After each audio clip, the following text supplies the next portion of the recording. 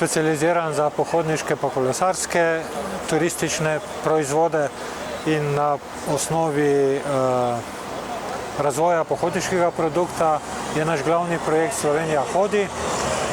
To je 11 destinacijskih organizacij po celi Sloveniji, skozi celo leto organizira tako imenovane pohodniške dneve. To so dnevi z najmanj 3-dnevnimi pohodi.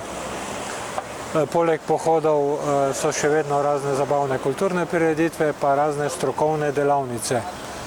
In začeli smo v aprilu v Brdih, kjer je pač trenutno najboljša klima za hojo. Nadaljujemo sedaj v Posavju, potem Bohinju, tako da potem preko Snovika, Koroške, Mariborskega pohorja, Svečine, Kozjanskega do Logarske doline in pa ostalih Kamniško-Savinjskih Alp. Namen tega pa je, da poskušamo promovirati in pridobiti tuje pohodnike, zato predvsem ta projekt promoviramo na trgih Nemčije, Avstrije, Belgije, Francije in pa Anglije. Bohinjci, ki letos organizirajo teden alpskega cvetja, že imajo kar konkretne rezultate. Ostali prireditelji pa zaenkrat pač jih obiskujejo predvsem domači slovenski pohodniki, vendar se sčasoma število tujih pohodnikov tudi veča.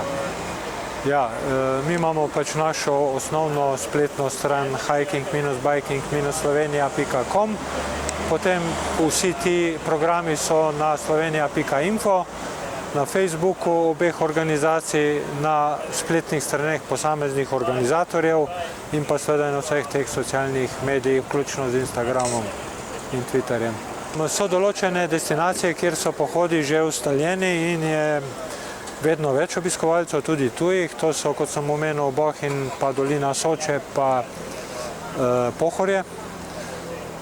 Vedno bolj prodira Posavje z organizirano pohodniško ponudbo in pa z urejenimi potmi ter Brda. Kot sem že omenil, v bistvu mi želimo s tem projektom povečati število nastanitev. In v povezavi s tem smo pred leti že skupaj s Slovensko turistično organizacijo razvili sistem kriterijev za specializacijo in nastanitev za pohodniške in kolesarske znake. Tako da vzporedno s tem festivalom pohodništva Slovenija hodi spodbujamo in poskušamo filati nastanitve v teh pohodniških hotelih, ki jih je trenutno v Sloveniji 50. Ja, pohodi so različni, ker trajajo več dni in imajo vse destinacije, organizirajo pohode za družine, za otroke, za majhne otroke in do tistih bolj izkušenih pohodnikov, ki hodijo večdnevne ture po 5-6 ur na dan. V Slovenijo je moč prihoditi po tej slovenski planinski poti 30 dni, po diagonali po Sloveniji evropski peš poti 6 pa 45 dni.